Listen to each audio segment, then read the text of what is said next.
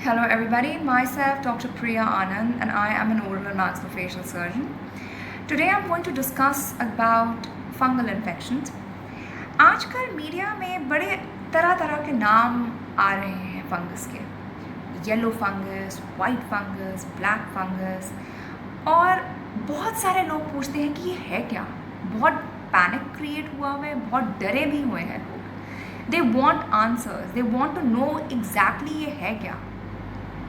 तो कुछ मैं आपको थोड़ा सा बताना चाहूँगी। ये जो ब्लैक फंगस है, इसको हम कॉमनली कहते हैं म्यूकोरमाइकोसिस, एंड ये आपके soil and dead decaying organic matter में पाया जाता है। इसके जो स्पोर्स होते हैं, जो आपका वाइट फंगस है जिसको हम कहते हैं Candida, that is present in your oral cavity. ये हर किसी की ओरल कैविटी में पाया जाता है और ये बहुत ही कॉमन ऑर्गेनिज्म है।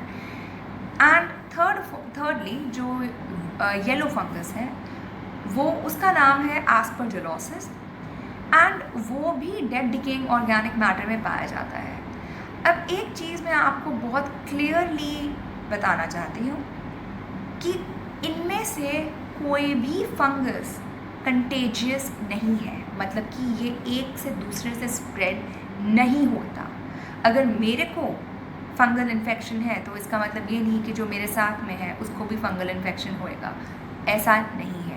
This is a myth. So in this session I'm even going to bust a little bit of myths जो है। Now candidiasis का एक सिंपल सा उसका जो लुक है वो ये है दैट आपके ये ओरल कैविटी में बहुत कॉमनली पाया जाता है जब आपकी नॉर्मल बॉडी के डिफेंसेस डाउन हो जाते हैं। एंड ये वाइट येलोइश चीज़ी कलर का मटेरियल आपको ये दिखेगा आपके टंग के ऊपर, आपकी inner corner of your inner buccal mucosa के अंदर दिखेगा। तो इसको आप कैसे डिफ्रेंशिएट कर सकते हैं। आपको कई लोगों को ल्यूकोप्लेकिया भी होता है, बट वो मैं आपको डिटेल में नहीं बताऊंगी, वो भी वाइट कलर का होता है। तो दोनों में डिफ्रेंशिएट हम कैसे करेंगे। जो आपका कैंडिडियासिस है उसको हम स्क्रैप ऑफ कर सकते हैं। एक आप गॉज का टुकड़ा लीजिए और उसको आप टंग पे स्क्रैप करेंगे, रब करेंगे, और उसके जो पार्टिकल्स हैं, जो वाइट चीज़ी कलर का जो मटेरियल है, वो आपके गॉज के ऊपर आ जाएगा।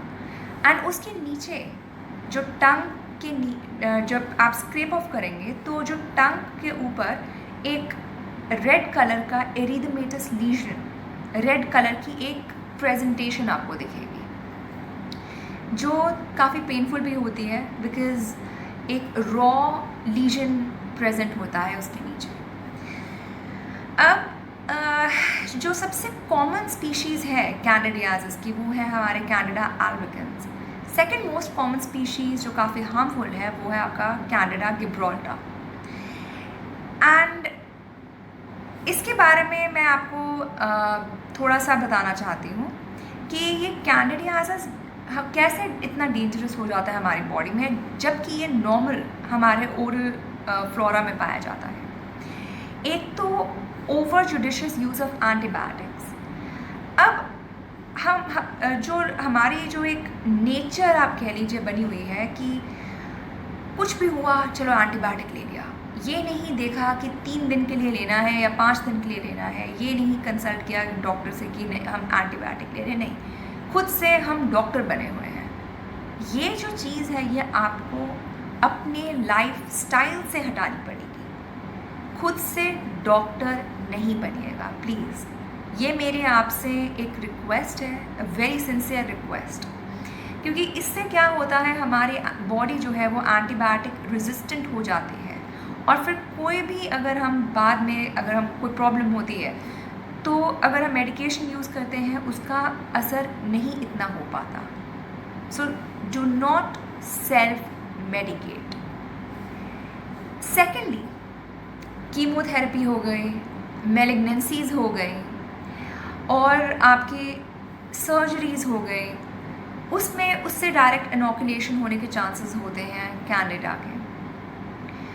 और भी फैक्टर्स हैं इसके जो और प्रीडिस्पोजिंग फैक्टर्स देखे गए हैं वो है आपका न्यूट्रोपीनिया, जिसमें आपका न्यूट्रोफिल काउंट कम हो जाता है, which is less than 1500 microlitre, and जो लेस दैन 500 माइक्रोलीटर होता है वो बहुत सिवियर न्यूट्रोपीनिया में आता है। सेकेंडली, आपके जो अगर आपके मुंह में सलाइवा कम बन रहा है, जिसको हम कहते हैं ज़ेरोस्टोमिया, या आपके कोई सलाइवरी ग्लैंड जो थूक की रसौली होती है उसके अंदर कोई प्रॉब्लम आ जाती है, तो आपका सलाइवा बनना, आपकी जो थूक बनना कम हो जाता है, एंड उसमें ये जो कैंडिडा होता है ये अगेन बहुत ज़्यादा फल्मिनेंट हो जाता है। अब ये जब हमारे ब्लड स्ट्रीम में जाता है इसको हम कहते हैं candidemia, and this is a very harmful situation. ये स्पेशली उन पेशेंट्स के लिए हार्मफुल ज़्यादा होती है जिनके अंदर स्टेंट्स डले होते हैं, जिनको इम्प्लांट्स डले होते हैं, नी इम्प्लांट्स हो गया, प्रोस्थीसिस, शंट्स वगैरह हो गए, पेस मेकर्स हो गए, एंडोट्रेकियल ट्यूब्स हो गई। ये क्यों ऐसे इन पेशेंट्स में ज़्यादा विरुलेंट होता है? रीज़न बीइंग कि ये एक बायोफिल्म बना देता है। अब बायोफिल्म क्या होता है? ये एक स्ट्रक्चरल माइक्रोबियल कम्युनिटी होती है जो अटैच हो जाती है एक सरफेस के साथ, जैसे पेस मेकर हो गया, उसके साथ ये जाकर अटैच हो जाएगी, एंड ये इनकेस होती है एक एक्सोपॉलीमेरिक मटेरियल से।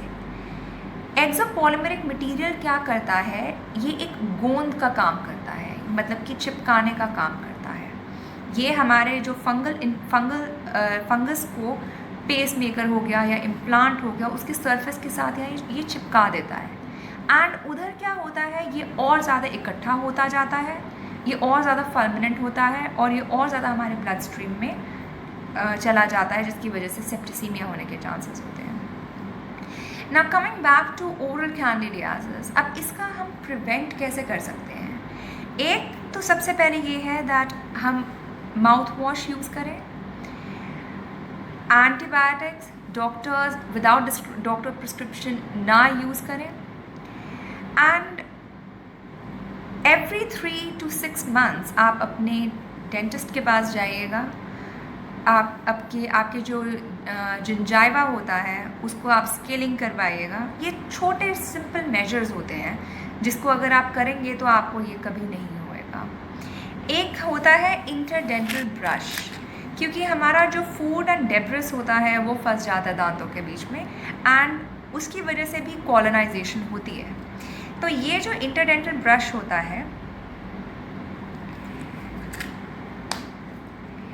ये आपका एक साइड ब्रश होता है एंड दूसरे साइड एक टूथपिक टाइप होता है। इसको आप देखिएगा, ये थोड़ा सा क्लोजअप में मैं आपको दिखा रही हूँ। ये आपके दांतों के बीच में जाकर जो भी डेब्रीज होता है उसको ये रिमूव करता है।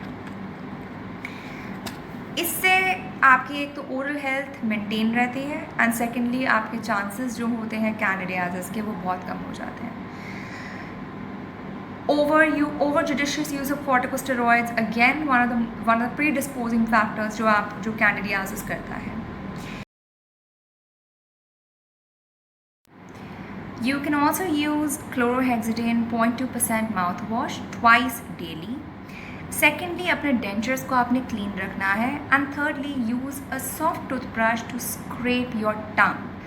अब जो आपकी जो टंग होती है उसके ऊपर छोटे छोटे पैपिले होते हैं, छोटे छोटे बम्प्स होते हैं, एंड उसके अंदर फिर माइक्रो क्रेविसेस होती हैं। Now that can also lead to colonisation of your candida. तो अगर आप जो अपनी टंग है उसको आप क्लीन रखेंगे तो ये कॉलोनाइजेशन नहीं